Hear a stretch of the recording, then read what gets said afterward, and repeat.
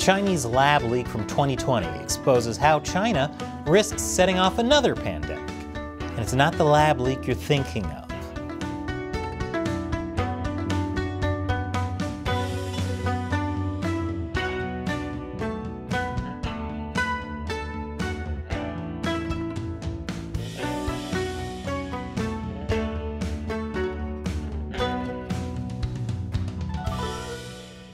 Welcome to China Uncensored, I'm Chris Chappell.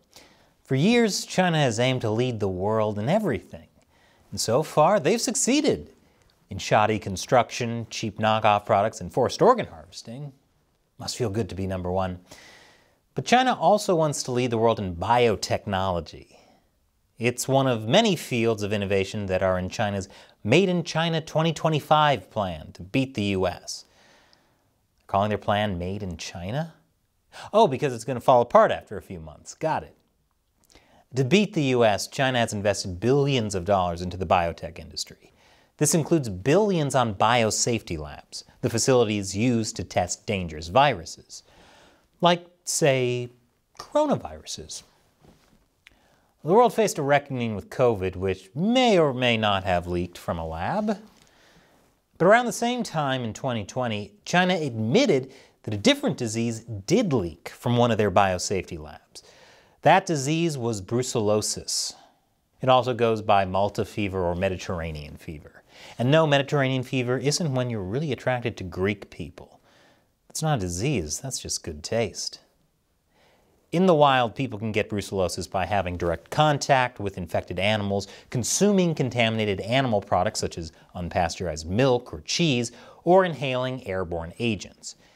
It causes flu-like symptoms like fevers, joint pain, headaches, and chronic fatigue, as well as heart swelling and arthritis.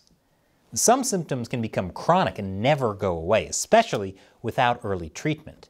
Which sounds scary, but chronic fatigue and joint pain are also symptoms that never go away once you turn 30. Can we get a cure for aging? The outbreak began in Lanzhou in July of 2019. The problem was first detected a month later in the Lanzhou Veterinary Research Institute. At the time, 13 people working in the institute tested positive for brucellosis. By September, the total number of infected had ballooned into thousands, and the outbreak was first reported by Chinese state-run media in November. Gotta love it when the CCP keeps silent on health crises until they get worse. By the time the public was informed, at least 10,000 people had been exposed, with hundreds developing symptomatic illnesses. For some of them, the delayed treatment made symptoms chronic. Now, no one knows how many were actually infected. Only 70,000 people out of some 4+ million people in the city were tested by the end of November 2020. Of those, around 10,000 people tested positive. Meanwhile, some students at the Lanzhou Veterinary Research Institute were reluctant to publicize their symptoms. If they did, they'd risk being barred from working with animals. Also considering how at the same time, people with another infectious disease were locked in their homes and starved to death, not being able to hang out with vet school animals was the least of their concerns. At first, people thought the institute was ground zero of the infection since it dealt with animals. But then, people who had no contact with animals got infected as well. The disease doesn't spread person to person, so there had to be another source. But it wasn't until the end of December that people actually realized that the bacteria came from somewhere else. The real ground zero was the Lanzhou biopharmaceutical plant, a manufacturer of vaccines right in the center of Lanzhou.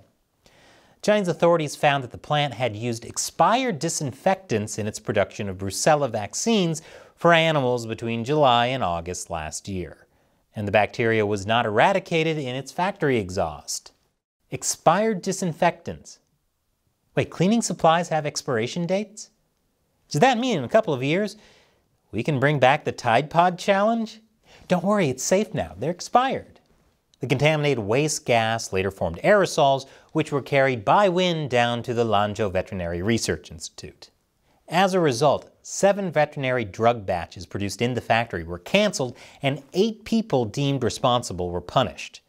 Years later, a Greek infectious disease specialist described the leak as possibly the largest laboratory accident in the history of infectious diseases. The largest in history? Yeah, totally. But many people didn't listen.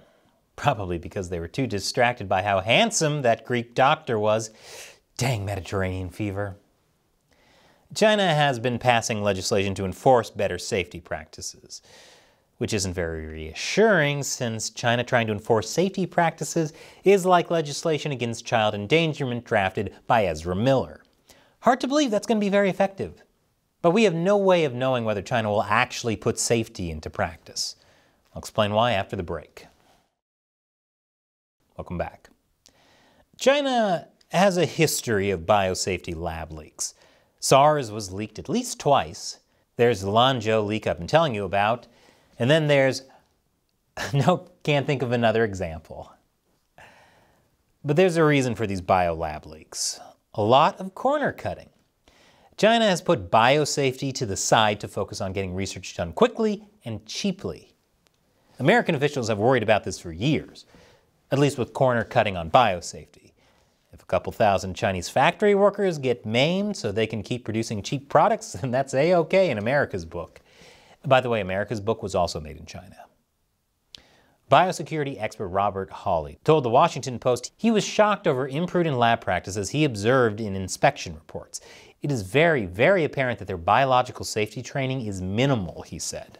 American officials were so concerned that a confidential State Department cable drafted in 2018 noted a serious shortage of appropriately trained technicians and investigators needed to safely operate a high-containment laboratory at the Wuhan Institute of Virology. Remember when I said COVID may or may not have leaked from a lab? That's like saying Ezra Miller may or may not be a great step-parent. But lack of training isn't the only problem. The facilities at Wuhan, including the highest level biosafety level 4 lab, aren't exactly built to code. Although the Wuhan BSL-4 lab was built according to French designs, Chinese officials gradually shut out their French partners and replaced some of the costlier safety features with locally made equivalents that had never been put to the test under BSL-4 conditions. Which is concerning. They were cost-cutting on keeping something so dangerous contained, considering how the dinosaurs in Jurassic Park were able to escape and John Hammond spared no expense. Training and construction issues aside, the labs also just simply have bad safety practices. We know this from records obtained by the Senate Committee on Health, Education, Labor, and Pensions and independent analysts from Drastic, a loose confederation of data analysts and amateur sleuths. For example, they published this report from an unnamed Chinese inspector in October 2019. It says that a secure research facility at Wuhan University, not to be confused with the Wuhan Institute of Virology, had over 30 biosafety issues. To put that in context, that's even more than at your local Taco Bell. These included a lack of any laboratory-specific safety rules, a lot of debris in the laboratory, no separation between the experiment and living areas, a lack of functioning safety devices and alarms, the mixture of chemical and household wastes, and a whole bunch more. Wow, that makes my college roommate Carl look positively sanitary in comparison. Compared to that, he's a hypochondriac, and I once saw him eat a 3-day-old omelet off the floor. The labs in Wuhan are just one of many examples of China not taking biosafety seriously enough. Even people in China admit this is a problem. Gao Hucheng, a senior member of the National People's Congress, warned in a 2019 report that the biosecurity situation in our country is grim, and specifically warned of laboratories that leak. And yet people who claimed COVID could have leaked from a lab were told to listen to the experts. They did! According to Yuan Zhiming, a deputy director at the Wuhan Institute of Virology, most laboratories lack specialized biosafety managers and engineers, making it difficult to identify and mitigate potential safety hazards early enough. He also warned that routine maintenance costs are neglected. You mean like how on this report from state-run CCTV, we can see Chinese scientists being totally okay working with bats and other animals with minimal protective gear? Or even none? I think China needs more than just biosafety managers, engineers, and funds. They need more common sense. And probably more hand soap. Preferably some that aren't expired. It's also worth noting how Chinese labs are totally okay with testing viruses below the appropriate biosafety level, as was the case at the Wuhan Institute of Virology. But the most widely cited biosafety issue in China involves flaws in handling hazardous laboratory wastes. And when I say handling, I apparently mean that literally. Ugh, are they trying to get bitten and become Morbius? This is not what he meant when he said it's Morbin time. This isn't really a surprise given how bad China is with any wastes in general. In a 2018 report, for example, an official in China's southern Guangzhou region noted that laboratory wastewater is being directly released into sewage systems and described how lab workers fail to properly clean up lab cultures. It's a problem that the director of the pathogen biology department at Wuhan University said is a problem all over China. So yes, China has passed legislation to improve biosafety. But as long as the CCP is in control, China will always fall behind when it comes to safety practices. That's because the entire system is built on a secretive, top-down bureaucracy that forces goals to be met at any cost, all while reflexively covering up accidents and discouraging leaders from admitting mistakes. As long as that continues, then there's always going to be a risk that the next pandemic comes from China. But on the bright side, causing pandemics is something else they get to brag they lead the world in.